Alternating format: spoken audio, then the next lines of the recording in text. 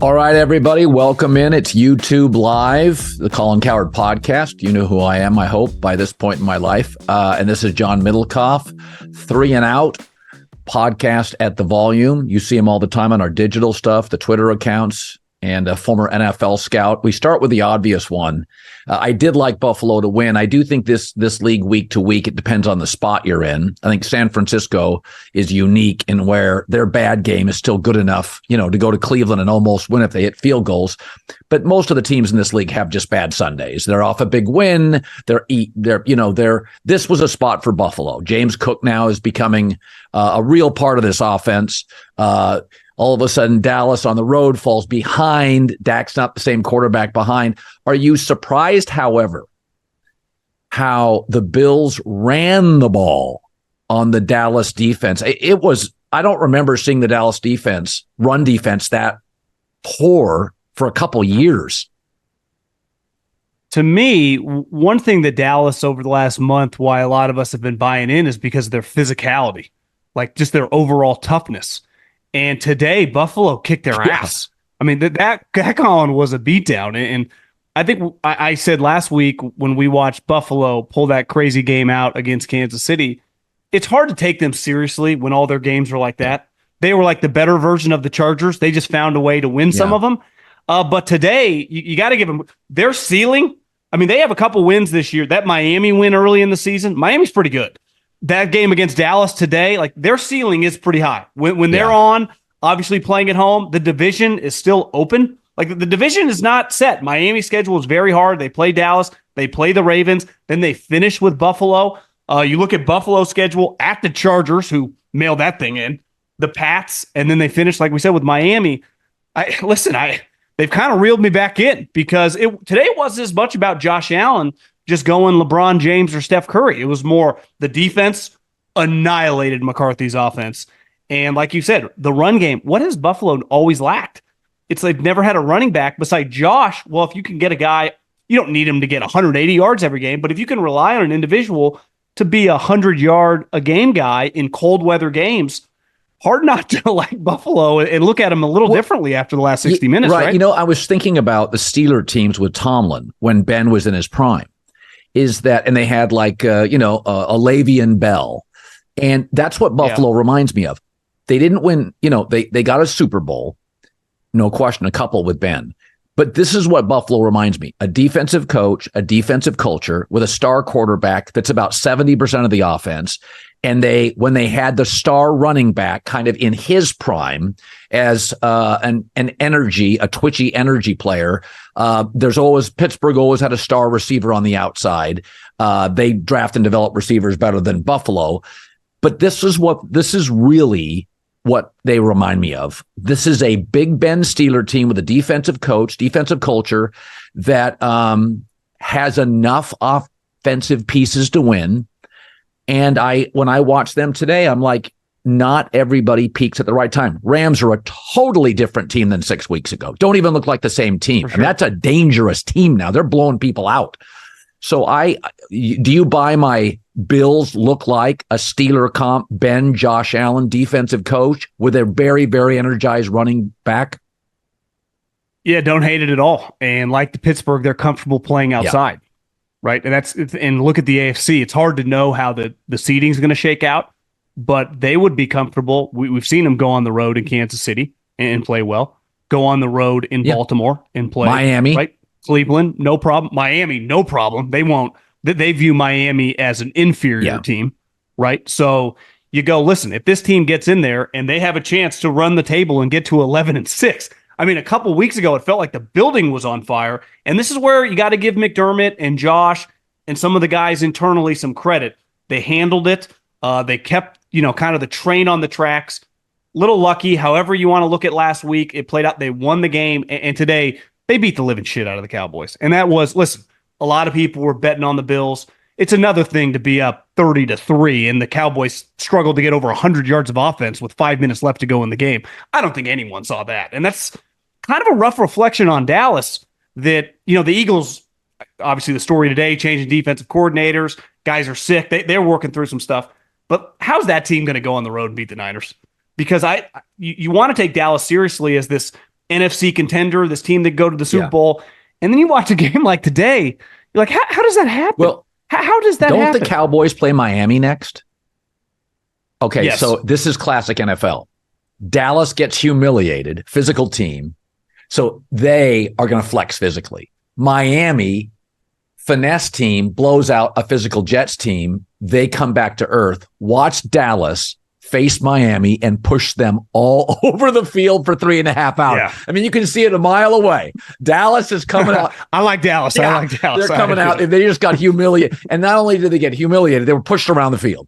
So the whole week of Cowboy practices, let's get back to physical football. So, folks, I had a really good Sunday today. I had the Lions, I had the Bills, I had the Rams. Okay, not so good on San Francisco, Arizona. Take the Cowboys right now against Miami. And the other thing with Dallas, right? We'll see how tomorrow plays out. They still, Drew Lock's probably going to be the quarterback. But what if the Eagles lose, right? The Cowboys would still get a little life, just on a Monday night, sitting at home, get to look in the mirror, take a deep breath. Miami's a much better matchup than that version of whatever we just saw out of Buffalo, the way they just played. There is something, I always felt there are certain glamour franchises, the Lakers, Texas football, the Dallas Cowboys, that it's almost impossible as the NFL's gotten younger. You get this young Cowboy team, and they're on every show. I mean, if the Jags go on a 7-game winning streak, guys like me, Stephen A., doesn't matter who it is, we don't talk about them. Cowboys go on a 3-game winning streak. Every player turns on the TV. How about them Cowboys? And I do think it's really hard to sometimes manage young athletes when they're rolling. I think it's harder to be Sark or Mike McCarthy because you become a centerpiece of discussion and elevation. And I think Dallas kind of just got into Dallas. And this is what happens. They win, they roll, and all of a sudden you're like, oh, wait, this is the NFL. We're going up to cold Buffalo. I mean, there was not a minute of that game. Dallas was not ready to compete today. Well, you know what? I've always had the take of, I didn't love paying Dak $40+ million a couple years ago. Thought he was a little overrated. And then he's kind of shutting you up. He started to play really good football. You're like, this guy might win the MVP. And then you watch today and you go, yeah, that's kind of the guy. It's like, he's still got that in him. He's done it in the playoffs the last 2 years against the Niners. How is there any scenario without major injuries where you can see the Cowboys beating the 49ers? Because I struggled to do that. I don't think it exists. Yeah, I think Dak is a different quarterback trailing, and most quarterbacks are.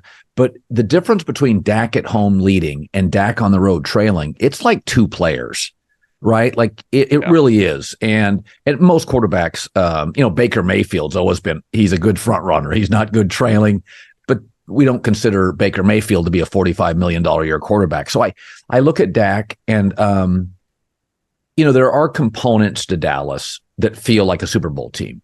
A good quarterback having a great year, Matt Ryan, Cam Newton, Dak, good quarterback having a great year. A really unique energy, play well at home, have a knockout punch somewhere on the perimeter as a weapon. But those teams didn't win Super Bowls. And I just feel like in order to win a Super Bowl, Dallas being a wild card team potentially, it'd be just at San Francisco, at a Philadelphia, at Detroit. That's really hard. Cincinnati almost pulled it off a few years ago, but they were, Burrow was on just a streak. But I just think, I just think Dallas, I think it's a hard ask for anybody if you don't have a star quarterback. Yeah, I think those two teams you named, they got home games. And like you said, this team more than likely is going to be the 5th seed. And they're going to be a heavy favorite in that first game. But Tampa's got some good players. It might not be as easy as it was last year, right? So, and then right away, you got to go on the road to Philly, to San Francisco, to Detroit, depending on how the seeding shakes out. And that's a lot to ask. And let's face it, because like you said of the brand, do they get thrown on Monday Night Football again? And then all of a sudden you get that weird kind of shorter week, even if you get the afternoon Sunday window. Because I would say, if it's them against whatever team no one cares that much about in the South, it's an easy Monday Night Football game because it's big ratings. That's kind of what it's been. So, I have a hard time. I think it's borderline. One, they haven't been in the conference championship in 2.5 decades. And then when they still have this in the back, I mean, they have two, even if you give them the Arizona game, weird loss to a bad team, they had two real games against Buffalo and against San Francisco with a lot of hype coming into the game. They had momentum coming into the game, and they got destroyed. I don't know what the final score is of those two games combined, but it feels like negative 60-plus points on their side of the ledger. Yeah, it's one of those things. Dallas is very much a momentum team. Nick Saban's team in Alabama have never been like, he can just, certain teams have the ability to flip at halftime and it doesn't matter. Dallas always feels like there's a way they play. And when you get them off their block, off platform, they can unravel, especially away from home. It's a young team. There's a lot of emotion. I still think they're fine. In the NBA, the games can change in an instant, but no matter how the action unfolds, do you know that DraftKings Sportsbook has you covered? This week, new customers can score $150 instantly in bonus bets by just betting $5 on basketball. How good of a deal is that from DraftKings Sportsbook? Win or lose, you get the instant W. Instant. Download the DraftKings Sportsbook app now. Please use the code Colin, COLIN. New customers, $150 instantly in bonus bets for betting just $5. The code is Colin, COLIN, only on DraftKings Sportsbook. Download the app, code Colin. The crown is yours. And now for a segment called Making It Look Easy, brought to you by Morgan & Morgan, America's largest injury law firm. Baker Mayfield, he made it look easy. We'll talk about him later, beating the Packers 380 yards and 4 touchdowns and a perfect passer rating for Baker Mayfield. Just like he made it look easy, so does Morgan & Morgan. Over 100 offices nationwide, 800 lawyers, and over $15 billion in claims they have been able to recover for hundreds of thousands of clients. Morgan & Morgan has been fighting for the people for 35 years. If you're ever injured, go to forthepeople.com/Colin or dial pound 529. Check out America's largest injury law firm. Winning in the NFL is hard, but hiring Morgan & Morgan is easy. I want to pivot to Miami destroying the Jets today, because that's who Dallas plays next, and I think Dallas will handle Miami. But and I think we both feel the same about Miami. They're electric, they're fun. A Dolphins team that has a speedboat offense is always good for the NFL, period. I just I've said this before, there are certain college football programs that make the sport bigger, And I think Miami, you get that wild aqua water, a playoff game in January, great weather, scoring points. But the Jets thing is interesting, John, because this offense, neither one of us loves Zach Wilson. I think he's probably a backup in this league. But Nat Hackett has not elevated him. And some of this is on Aaron's buddy. And there was a couple weeks ago, Allen Lazard was a healthy scratch. And at the time I thought, they're sending a message like, Aaron, we got to play the best players. This can't be about Aaron. This is a bad O-line. Nat Hackett, to me, has to go. I mean, despite what happened to Denver, they're a different offense without Nat Hackett. The Jets thing's going to be fascinating. The team looked like it quit today, was not prepared today. So you're a former scout. You run the Jets. I mean, I move off Hackett. I draft another quarterback, probably 3rd, 4th, 5th round, not 1st or 2nd. They need a left tackle. Regardless, they've got to get left tackle solved. What do you do with the Jets going forward? Well, I thought today Fangio was trying to end his career. I mean, that's the way it looked. Fangio made it look like he didn't belong on the same field coaching against them, right? That Miami defense coming off a short week, and in the first half, they couldn't gain a yard. They had negative yards in the first half. And this Dolphins defense, Zach Thomas and some of their great players aren't walking through that door. This is a pretty average personnel team. I just think when you're beholden to Aaron Rodgers, are you firing Hackett? I don't know if Saleh, that's ultimately, this is where their organization is all out of whack, right? Like the coach isn't really in charge anymore. Even the GM, this quarterback who keep this story, the running thing about him coming back. Like, what are we talking about? And then I have a hard time seeing them firing him. Now, if I was the owner, I would like to bring in a real coordinator, because I think most people around the league don't think Nathaniel Hackett's very good offensive coordinator. And today he was, Today was embarrassing. It really was. It's one thing to lose. Miami's better than you. It's another thing for it to look like that. I mean, they're coming up. Miami's coming off a short week. One of the worst losses, like statistically, in like NFL history. 3 minutes, 14 points, like unheard of. And for it to look like that, and like you said, the effort, the quitting, Zach did get knocked out. And, I think Zach, the problem with Zach is he can have the half where you're like, God, this guy's really talented. And then he comes right back and he looks like a third stringer. But I'm with you. Hackett has been an utter disaster because we are seeing so many quarterbacks around the league that aren't starting quarterbacks, that have real offensive coordinators, whether it's Zach Taylor's crew, whether it's Shane Steichen, whether it's all these guys that are making these players, Kevin O'Connell, look serviceable. Yes. And they get to these points where they can't even think about moving the ball until the game's so out of hand, and all of a sudden you get the hollow yards when you're down 30-0. But I do not think that it's an option from the head coach or the GM to fire him, because I don't think Aaron's going to want that. And once you put all your chips on this guy, you kind of like, to me, the bringing in the Randall Cobbs and the Lazards, like those days are over. But I think I want to play for this guy. I still think Aaron has that juice, right? He gave you the pay cut, and I'll be stunned if he goes, yeah, get rid of him, bring in any guy you want. That's not really how he's operating. It's interesting with Aaron.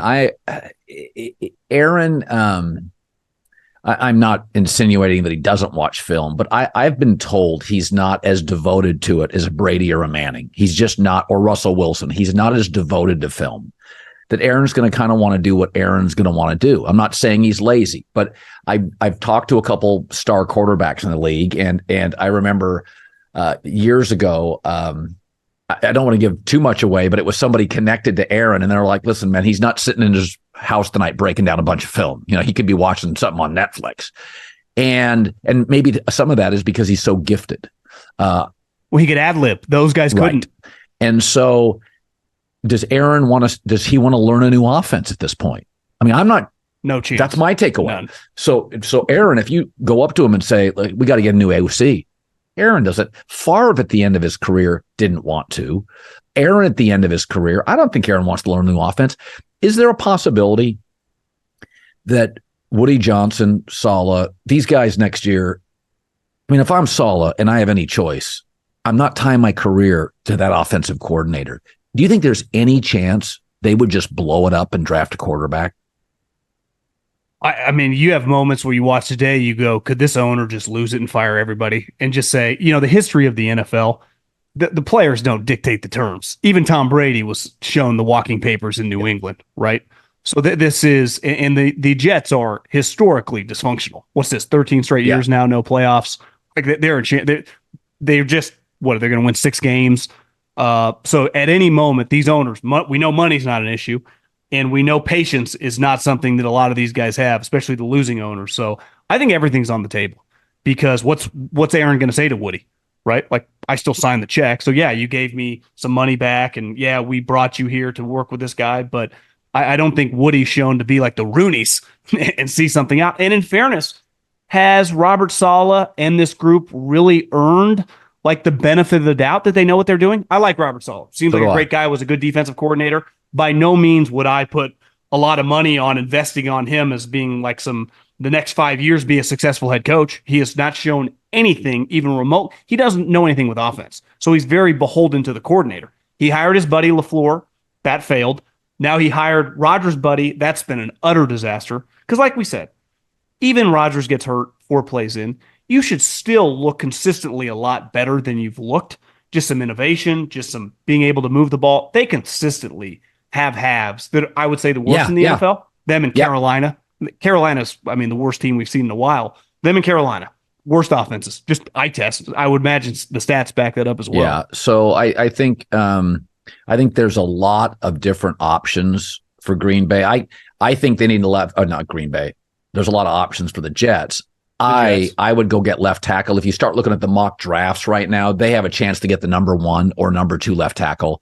And despite who your quarterback is, you just have to get one of those. I'm not putting Aaron out there with their current situation, but there's a lot of things on the board for the Jets. Now, I want to talk about a team that's not very good, but I find fascinating. The Cleveland Browns beat the Chicago Bears. Almost didn't. That Hail Mary should have been caught by Mooney. Yeah. Crazy. It should have. But The Bears defense is interesting because they had 3 picks today. They're playing very well. Their secondary and linebacker crew very well. Matt Eberflus, over the last 5 weeks, he's a defensive coach. That defense, now that they've got Montez Sweat, they've got a great corner. You look at it and you're like, okay, they've been in this system a couple years. I'm not sure I can fire him. That looks like he knows his side of the ball. And I've said this before. When McDermott was getting crushed, our take was always sort of, listen, we don't know if he has vision, but he's obviously a good detail guy. He's Chuck Knox. He'll clean it up. He knows his side. He's just not a visionary. Eberflus may not be a visionary. I can't fire him. The defense looks absolutely legit. Despite losing today, they did their job. But the question becomes with Justin Fields. Today, he makes plays. He had a touchdown drop by a tight end, Robert Tonyan, but he doesn't win enough games. I don't want to hear that, winning's not a quarterback stat. He doesn't win enough. I still think at times he doesn't see the field. He can be a tad erratic. I move off him. But boy, when I go to Twitter and I hear these Chicago fans, there's a lot of love.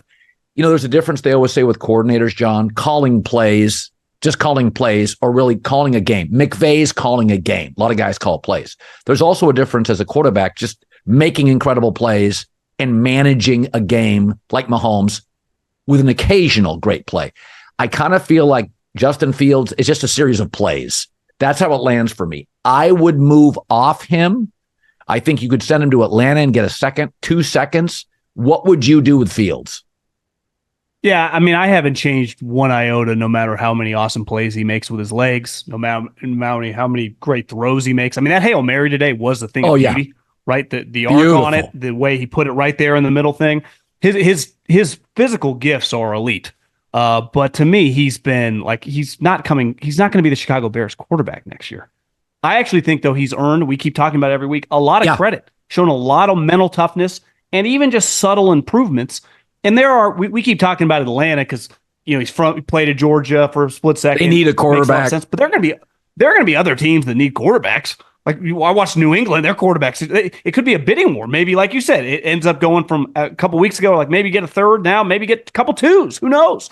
So seems like a good guy. People like him. Teammates are rallying around him. But to me, you're not passing on the number 1 overall pick, New. I do think it's a big question, though, with the coach, because at one point in time, you look up at 17-7. They're beating the shit out of the Browns. Like, it's going to be difficult. Now, a little like the Jets, kind of dysfunctional organization. They have, a former Big Ten commissioner who's trying to get power. Is the GM going to stay? What's really going on? Owners, old school. So I still think a lot of stuff's on the table there. But Eberflus has proven to be a really good defensive coach this year. I mean, their defense has vastly improved. Listen, I was critical of the Sweat thing. Today, he was dominant. He looked like Nick Bosa or Myles Garrett. But do you want him to be your head coach with a young quarterback moving forward? And do you just give him, we'll give him 1 more year, and then you're firing him a year in to your rookie quarterback? But I don't think that you get the opportunity with Carolina to get the number 1 overall pick and then pass on it. I just think, especially with a guy who's really, really talented. Some years, 100%. You would just roll it through another year with Fields. I don't think you do. Also, they have 2 firsts, a third, 2 fourths, and a fifth. You could absolutely replace your second round pick. You can get a second for Justin Fields. So now I've got 2 firsts, a second, a third, 2 fourths. That's potentially, you're talking 6 really good players. And it's interesting. If Caleb, they have good players on the roster now, too. They have a number 1 receiver. They have they have 2 tackles. They have Caleb Williams. I even like their offensive coordinator. I know, we always blame the offensive coordinator, but they've got their pieces here. I'm never going to love their ownership, right? I'm never going to love it. I would prefer an offensive coach, but they've got the tight ends, a number 1 receiver. Now they have a dominant guy up front defensively. They have a star corner, Johnson. They have now they're expensive, but active linebackers playing very well. So I'm with you. I just think you can talk yourself into a lot of things, but the Houston Texans are a different team because of CJ Stroud. Okay. Like it changes the dynamic. And if you don't have a star offensive coach, like a Shanahan, like a McVay or a Shane Steichen, and Chicago doesn't, then you need a star quarterback. It just changes the entire temperature of the franchise. And I like Justin. But I think it now becomes people trying to talk themselves into him instead of just going, we don't win. There's too many turnovers. He's been banged up, by the way, in his career. He's struggled to have a full season without missing a game. I think it's time. Well, for example, watching Arizona and the Niners today, Arizona's team's terrible. I mean, their roster's really bad. That quarterback's a real big talent. He's not big, he's small, but he is really, really talented. I think if you're the Bears, like if you put him on the Bears with the roster they had, like Kyler Murray, and I think, Caleb Williams, kind of not as fast version of Kyler, but enormous arm, accurate. I think you're immediately have a chance to be competitive next year, right? Especially if you hit on some other picks. They're going to be a fascinating offseason team. To me, it just starts with the coach, and I think you got to move on. I give him a lot of credit for not because it felt like at one moment a couple months ago the ship was going to sink. And Eberflus to me is an immediate, is he the number one defensive coordinator option on the open market? But I would try to get an offense. I mean, I still think Jim Harbaugh makes a lot of sense there.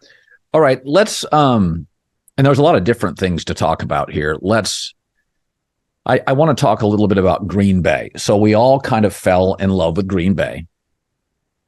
And then they come out today, the Packers, and they don't.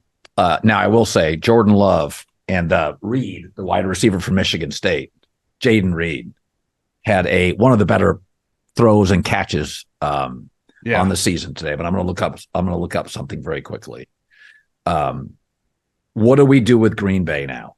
So Baker Mayfield and that defense, Joe Barry's defense, Baker had 380 yards, 4 touchdowns. And a couple of weeks ago, I kind of felt like I really like this team. And then as I watched them today, I was like, no, I really do like this team. They need a defensive coordinator change. But I wonder, I see it with Green Bay. I think there's a lot there. I think they're such a young team. Like sometimes you'll watch a team and you're like, they're just a year away. They're a bunch of kids. We probably should have thought that with Josh Allen, his first big year. Like, what do we do? We're falling in love with this boxer who doesn't have a jab. Like, they're just big. I watch Green Bay and I like sort of the direction they're going. But today, to get gashed by Tampa, am I over my skis on Green Bay? Are they just actually a pretty average football team? Today, I had the Bears on one screen and Green Bay on another. I thought if you could combine the two, take the Green Bay offense and the Bears defense, no one would want to play them in the playoffs. Right? I mean, they got, I think the average age of the receivers are 23. Obviously, the running backs are good. LaFleur's a good coordinator. Love has dramatically improved over the course of the year. I mean, Joe Barry has been a guy they've talked about in Green Bay. And let's face it, this goes back to the McCarthy era. Their defenses have just not been good on all their playoff teams. And this team's not going to go to the playoffs more than likely. But their defense today was Swiss cheese. And they've invested a ton of picks. They've spent a bunch of money. They are not physical. They don't make open field tackles. Their DBs don't make any plays. I mean, Baker Mayfield, they have skill guys, right? Mike Evans, good player. Godwin, good player. The running back, White, I don't know that much about him, but he's a talented player. They annihilated Green Bay. So it's this, you go to an offseason, you invest in a new defensive coordinator. Maybe you get Eberflus. Maybe you get, if Todd Bowles is available, if they fire him in Tampa, you get Dennis Allen if he gets fired in New Orleans, whoever doesn't make, and get the top guy. Because Joe Barry was LaFleur's buddy from the Rams. And I think sometimes the Shanahan guys, this happens a lot in college, you kind of hire the guys you know, and listen, people like the guy, but he's a position coach. You put him at defensive coordinator, it's been an embarrassment. Now, you could argue maybe it's the players. Maybe their players are a little overrated, but today was really bad because their offense has played, for the most part, really, really well in winning football. I mean, last week, DeVito ran for 70 yards on him in big spots on Monday Night Football. It was the defense. This isn't Kyler Murray or Lamar Jackson. You can't let Tommy DeVito have 7 carries for 70 yards in big spots, picking up big first downs. So, at the end of the day, their special teams let them down a couple years. Their defense let them down. I think LaFleur has to find a way to button up his operation because clearly he can handle the offense. And they've always been able, going back to Ted Thompson, find guys in the draft, the Jordy Nelsons, the drivers, the Devontae. That's never going to be their problem. Quarterbacks, hell, they can find those guys. They might be the Steelers of the quarterbacks, right? The Steelers with wide receivers, then with quarterbacks. But defensively, this is the best. The Niners defense is good. That's the Eagles' problem right now. How do you take them seriously as a Super Bowl contender if their defense is going to be a problem, right? And it's the big offseason question mark. Will they fire his friend, which sometimes can be hard in football? And then will you go out and pay a top defense? I mean, Vic Fangio costs $5 million. I mean, that's what it costs. These guys in the SEC make a couple $1 million, the defensive coordinators. This is not, you're not hiring a $650,000 defensive coordinator here. Yeah, that's UCLA. Yeah, exactly. So it is interesting, though, because the best quarterback is winning all these divisions almost down the line. Baker Mayfield's the best quarterback in this division. He was the number one pick. Nothing against Derek Carr. I defended him for years, but my ship has sailed. When a coach takes him out in the red zone for Taysom Hill, it's like, all right, that you're telling me something. So Baker's the best quarterback, probably most talented quarterback in the division. Tampa has a chance to win this division, and now they're going to draft near, at the bottom third of the first round. You're not getting your quarterback. You'd have to wholesale sell it. And my takeaway with performances like this from Baker, if it's a reasonable contract, is it the craziest thing to say he's the best quarterback in the division? We can get him for $28 million or whatever it would be. It wouldn't have to pay $38, $48. We're not going to pay that. Baker probably. Baker's now no state tax. Tampa, good receivers, not dysfunctional Cleveland. Tampa is actually a highly functional team. I mean, they've drafted very well for years. When I covered them with McKay, they drafted well. They've had good coaches, good players. They really have not done the quarterback position particularly well. But you go from Tommy, and now you go to Baker, a number one pick. Does Baker have a chance this year? They draft the quarterback fourth round to just get another year? Yeah, to me, Baker's like a 1 year, $15 million a year guy. I think this year was like 1.4, 1.5. Now, to me, I can't give him $25-30 million because he's had a lot of games. Yes. And ultimately, to me, he's like a fringe backup, probably somewhere in the 20s. But he has the talent. When he looks good, he looks like a legitimate starter. But then next week, he'll go struggle to throw for 150 yards. So, yeah, you probably roll it back, especially if you're drafted 20. Hell, you could bring him back on a 1 year, $15 million, 1 year, $12 million, and still draft a guy at 20 if you like him. He kind of becomes your version of Geno Smith. Because the one thing you got to give him a lot of credit, Colin, is unlike Cleveland, where everyone was like kind of over him, they like him there. Jason Light's been outspoken. The players like him. So listen, men mature a little later sometimes, and he leads them to the playoffs. It'd be big for him. It'd be big for Todd Bowles. I mean, it'd be a pretty big moment. Back-to-back playoffs, even if it's a shitty division. That's back-to-back home playoff games for the ownership. So Atlanta doesn't have a quarterback, even if they went and got Justin Fields. Ritter's awful. Ritter's awful. But Justin Fields has not proven to be a winning quarterback yet. Derek Carr, Saints are tied to that for 2 more years. So Baker's more talented, a thrower of the football.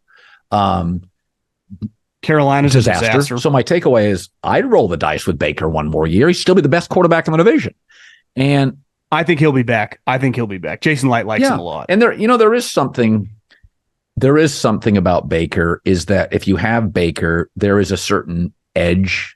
Like he does bring, and people think I hate Baker. I really don't. I've had experiences with people that know him. I like Baker. I think Baker, I've always said he's one of the 32 best quarterbacks on the planet. There's no question in my mind. He's a very emotional player. So he gets down on himself. I mean, he can do the roller coaster. I mean, he can be brilliant and awful in 2 drives. So he's very led by emotion. And certain guys are not. But I think Baker, I'd draft another quarterback 3rd, 4th round. I would absolutely have no problem rolling the dice. And to your point, Bowles does a pretty good job. Todd Bowles does a pretty good job on the defensive end. Would it shock anybody if they went to Detroit and won?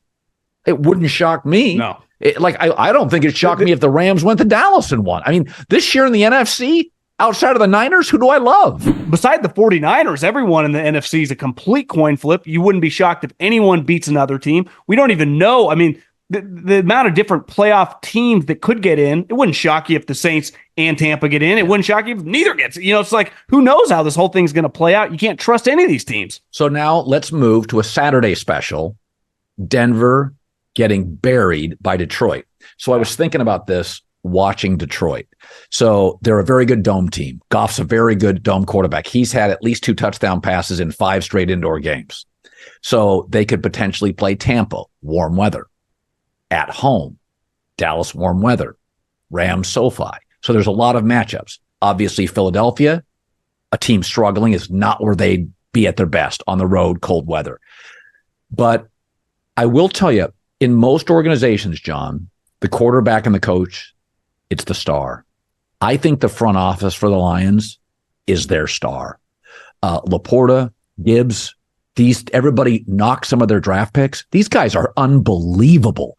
I look at that roster, and it's very rare, John, that a team wins the division and scores a lot of points, and we don't look at their coach or their quarterback as driving it. I think this is one of the better front offices in the NFL, drafting the last 3 years.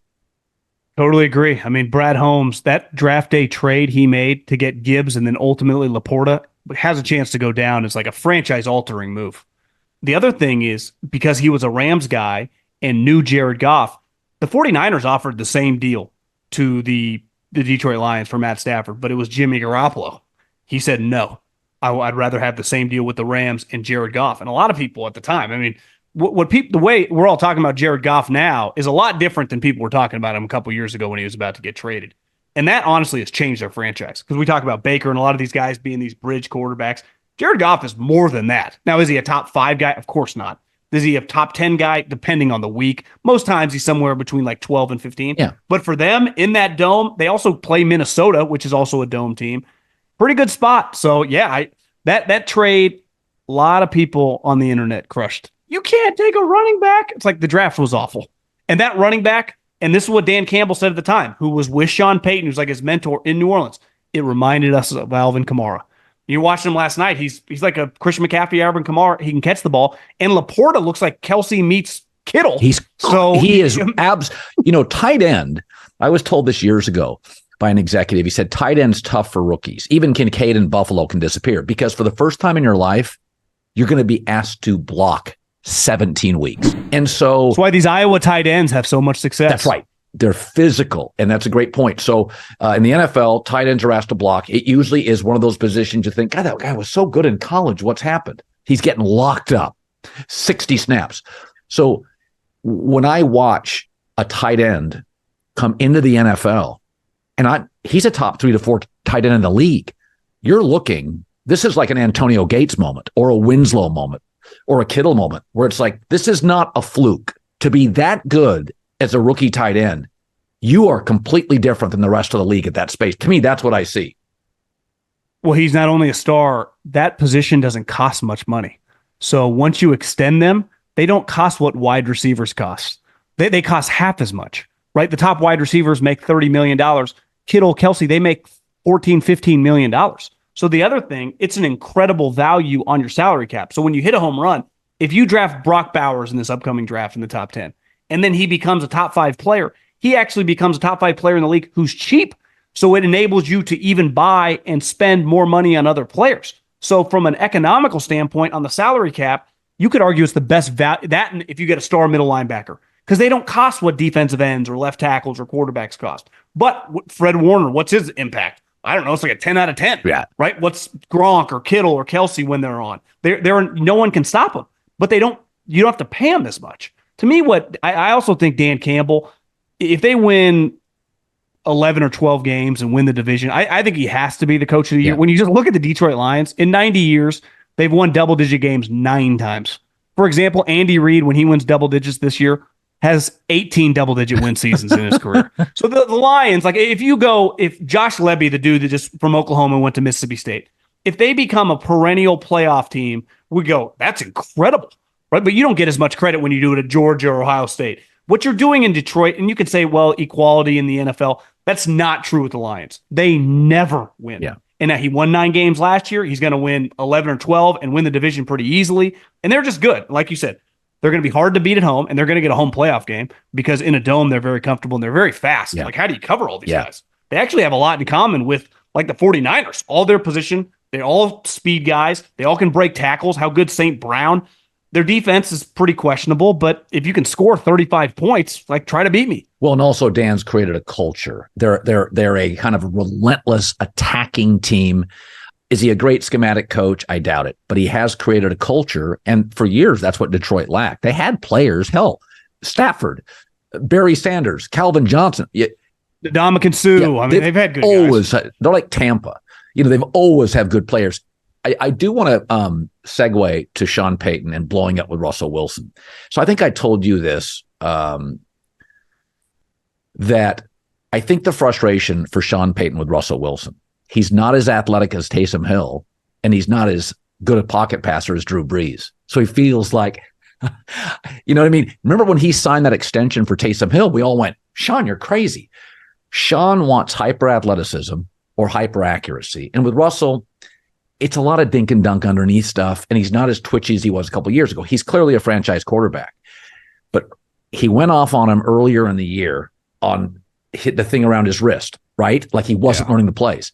He went off on him again. And I always say this, when you're going, if you go to a party and a couple's arguing, like how bad is it in the car ride home? How bad is it at home if you can't hide the anguish? Sean is blown up with Russell at the podium on the sidelines. And maybe Sean's more emotional than most coaches. But when I look at Russell and Sean, I don't think it works. I just don't think it works. I don't think Sean's ever going to buy in. I think he's done the best job he feels he can do. But I think he's a difficult player based on the fact that Sean feels he's getting a B guy at both passing and athletically. Well, to me, the one thing with Sean Payton is he has obviously a Bill Parcells guy. He's got some Belichick, Walsh in him. He's pretty cutthroat. So to me, if he's over him, he will not be on this team next year. And it's been well reported on the money, how they can eat some of it and just kind of be rid of the contract and have it directly impact their salary cap for 1 year, and then just kind of be somewhat rid of themselves from it. But I'm with you. I mean, he even said, I was yelling at him just because I was frustrated, everything. He really wants to yell at him all the time. Yeah. I would imagine, right? And let's face it, when you go into a new relationship and your previous relationship is the best relationship you're probably ever going to have, he compares everything to Drew Brees. Yeah, good point. And Russell just strictly is not that. And listen, Russell's not a bad guy, not getting any trouble. He works hard. But ultimately, this is like, it's a result-oriented business. So all that stuff's great, but then we play the games. So you get the job done. And last night, they weren't even close. Now, the Detroit Lions are just a better football team. Yeah. They have much more talent on offense than that team has on offense. But there has been countless times where they have won almost in spite of him. I mean, their defense has played, beside last night or 2 nights ago, a lot better over the course of their run. But if I was a betting man right now, Russell Wilson will not be on the team. Now, I don't know how they facilitate that. They eat money, they trade him, they cut him, how it goes down. But we've seen enough. Sean Payton earned a lot of credit because at one point early on in the season, like, is this going to work? And then he got the thing, clearly knows what he's doing. If he wants him gone, he will be gone, because that's how the NFL works, right? This is what we talk about with Rodgers. The quarterback, the players don't get to dictate any of this stuff. It's a management league, right? The GMs, the coaches, because the owners kind of let them the owners don't know anything, right? And that's one theory I had with the Chargers, and you see this with the Giants, is when you get the ownership who has family members in the front office, in the scouting department. Like, I like my owners to be like wheeling and dealing with business stuff. Even Jerry, he's the GM. He's not watching any film. Right. He's doing deals. And Steven, they're making money. But, the Spanos family has their kid who's involved, and he's a good, smart guy, but you get involved in football, and there's too much crossover. The best owner, Clark Hunt, Andy, Veach, you cook, right? The craft for 25 years. Bill, do what you do. Lurie, Howie, Sirianni, Doug, Andy, make me money, win games. And it's a unique business, right? Because you have this multi-billion-dollar asset, yet the most important guy in your organization, the coach or the GM or the mix of the two of them, you don't really know anything about besides like being a fan. So you can't really, even if your expertise, like David Tepper, he's this great all-time market guy, footwork, when I see him telling coaches about footwork of the quarterback, I'm like, they're in trouble. Right? And that's why this business is so, once the owner gets involved, it always cracks, because most owners are not Al Davis in the 80s. They know football, right? They just don't.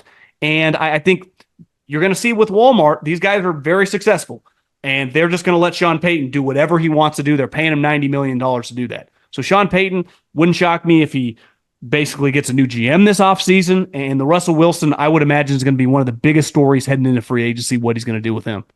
All right, let's talk Patriots, Kansas City. Kansas City struggled in the first half, pulled away. So one of the overreaching stories here is, we'll get to the Belichick stuff in a second, his future, but Kadarius Toney had another ball, totally catchable, off his hands, intercepted. Mahomes reacts viscerally on the sidelines. And I said it this week on FS1, it doesn't really matter, because Rashee Rice is their number one at receiver. Kelsey's their number one. They need Toney. Sky Moore and Watson are not game breakers. Tony's twitchy. Can you trust him? No. And as we talked earlier on this podcast, it does feel like it's becoming Buffalo's year. Joe Burrow's gone. Maybe it's Baltimore. We'll see tomorrow night when they play.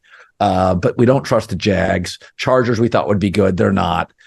Denver, probably a year away. So you have this Kansas City team that's still absolutely viable in the AFC right now. They don't have to go through the Niners. They don't have, going on the road and playing Dallas would be no fun for this team, or Detroit for that matter. They already lost to them at home this year, the Lions. But I look at Kansas City and I think it's one of these things. I think they're transitioning stage one of the dynasty to stage two, and you generally don't win in a transition year.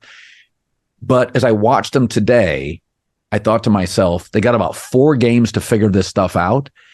I think Rashee Rice and Kelsey Patrick completely trusts. I don't think they have anything else there. They got a little bit of a pop from the running back, their former first round pick. Clyde made some plays today. I still buy Kansas City. I still think they can get to the AFC Championship. Although after Buffalo's performance, I'm not sure. Where are you on the Chiefs? Definitely. I mean, I think they are every bit as viable as any team in the AFC because their defense on any given game can hold you in the teens. And to me, if you can do that, they've been winning like that this year, right? I mean, they're going to get to 11 wins, winning a bunch of games, scoring between 20 and 25 points. So they are not beholden like the Lions, for example, of we got to score 34 points to win the game. Like they've been used to winning some 19-17 games, right? Some 23-21 games. Even today, it was, how are you even in this game with the Patriots? They just do not run away from you anymore. Those days are over. I think they got to regret passing on Laporta last year because you put a guy like him, if they would have drafted, an offensive playmaker on this team, just one more guy, they'd be right there. Travis Kelce, I saw mentioned it to Jason on his podcast that we like Tony. We see him what he does at practice. Like you said, they are beholden to his skills because they don't have anyone else who can do that. There's a reason they traded for him in the middle of the season, but they're much better on defense. Their talent on defense is better than those early era on the dynasty teams. So it's just, can the head coach, who's an all-time great, quarterback, all-time great, can they make enough plays? Can they draw up enough stuff to just get over the hump? And a lot of the Patriot teams that won it were never the teams that look like the 94 Niners or the 93 Cowboys on the roster was. That's right. They just out-thought you. They out-coached you. They out-toughed you. They outsmarted you. They didn't fuck up. They didn't have a big penalty. That's a Cowboy problem. At any moment, you're they could get a 15-yard penalty. They could do something stupid. They did it today when the guy ran into the punter. You just never know. Andy, they're going to have to be very buttoned up, and they're just going to have to win. It's not going to be pretty. They are not. If they play Baltimore or the Bills or any of these teams in the second or third round, I don't expect them to win 30-10. That's right. Right. You'll be on the edge of your seat, and it'll pull it out, and it'll be one of the great victories of the era. Right. And that's what the Patriots had a lot of because they were not running away once they played the better teams, and that's this version this year. And I think I'm pretty confident this offseason they can kind of have a Patriot type. Hey, Mike Evans, you want to come here, a little less money, we'll get you a championship. And then draft heavy and some offensive skill guys like they always do. But I think they're going to be in the business the next couple of years of doing what the Patriots did for a long time, getting kind of the older veteran, maybe take a little less and have a chance to kind of just play for a 12-13 win team. But they don't have that guy right now. Yeah, and also the Patriots, their margins were always tight except for the Randy Moss years, and they never won Super Bowls then. So the only time New England blew people's doors off was about a 3-year Randy period. So if you go to the early and late stages, Patriots won a lot of 27-23s, a lot. And it was coaching and quarterback play and generally a big defensive play late. So I think Kansas City's built for an AFC championship and beyond. So let's wrap it up with New England. So Tom Curran is a reporter I've used for years. I trust him. He said the organization's made their mind up. I think it's time. I think they're tone deaf. It just doesn't work. Build him a statue. I was talking to somebody in the league who I trust about the Chargers, and they said, I am not sure Bill would tolerate kids in the front office. It just wouldn't work. And that's the way the Spanoses work. Washington's got a lot of money, and they do have weapons, which he's not great at drafting, but they don't have the quarterback. He's got a lot of property in Nantucket. He's not good in the front office. He can't do a Parcells and go down to Miami, hire his coach, and do the drafting. That's not what Bill does.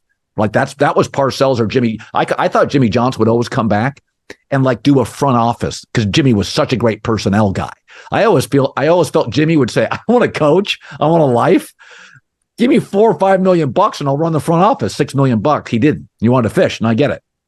But I can see Belichick just not coaching. Can you? No, because I envision him as like an 83-year-old coaching high school team. Like I coaching the kickers and the punters. I think I remember being told a long time ago by a guy in college football who was close with Saban, and this was when USC was going through the Clay Helton stuff. It's like, could USC just offer him an amount of money he could never refuse, kind of like Texas tried, but even more?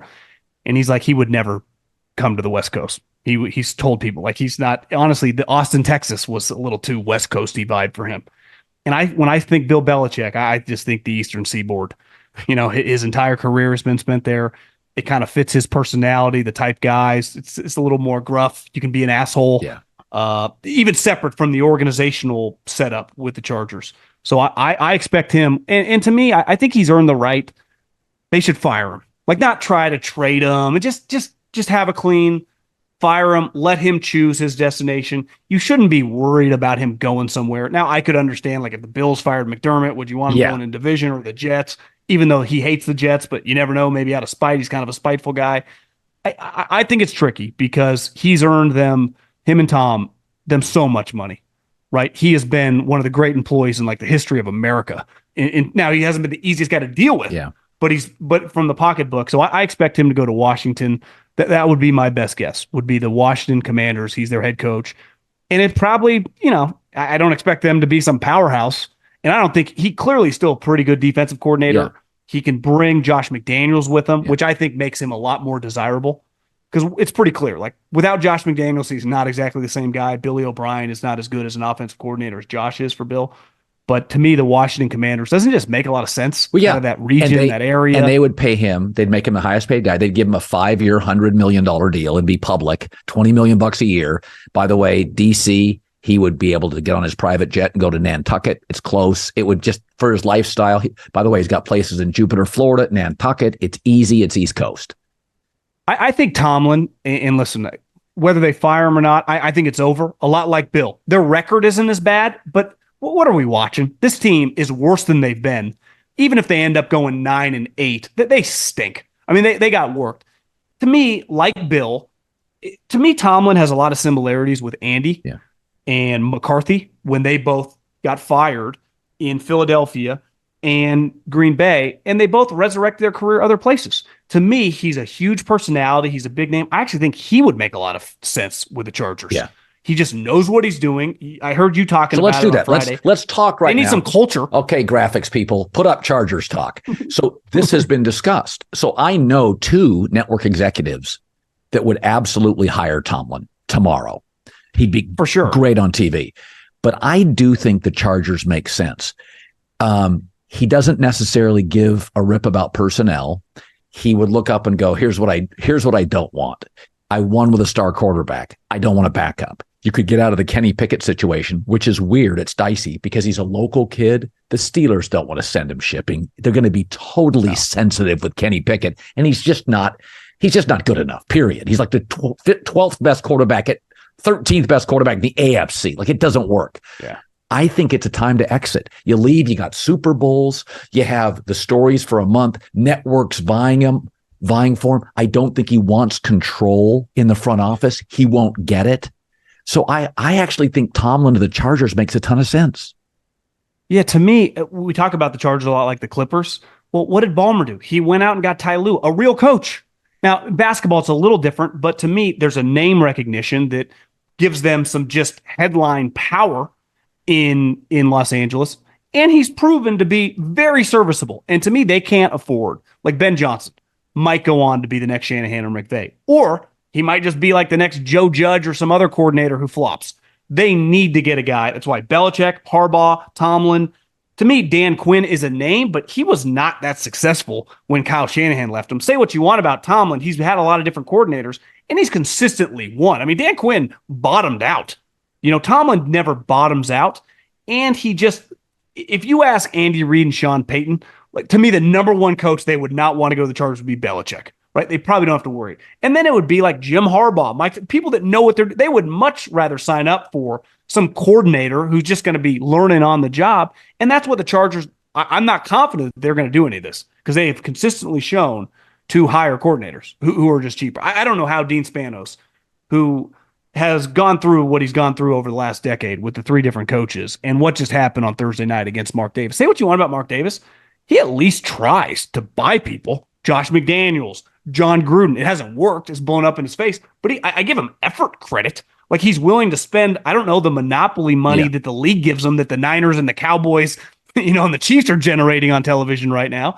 And to me, that's what Dean Spanos, like this is not money that he just has to earn on his own. He gets handed to it from the league. So just give out some $20 million contract or whatever Mike Tomlin would cost if he's available, which I kind of expect him to get fired, and get a real coach for the first time since the Marty Schottenheimer era. Yeah. Think about that. That's a long time. Yeah. No, they and I said this the other day, the Chargers need a culture creator. Mike McCoy, Anthony Lynn, Brandon Staley. Whether it's their persona, their DNA, they're not culture creators. They're capable. They're position coaches, Colin. Yeah. They're position coaches. And so to me, Harbaugh's a culture creator. Belichick is. Tomlin is.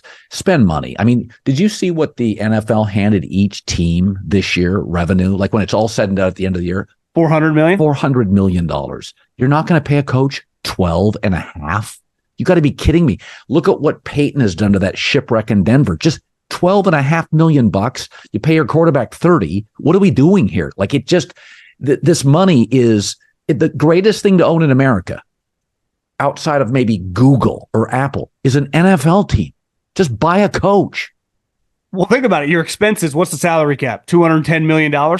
So you have $190 million. Your sales guys don't cost that much money. Your West Coast scout, you have $190 million, but that's year after year, right? Of 125, 150. That's a lot. What's Dean Spanos doing with all this money? That's not even counting any other money that they generate.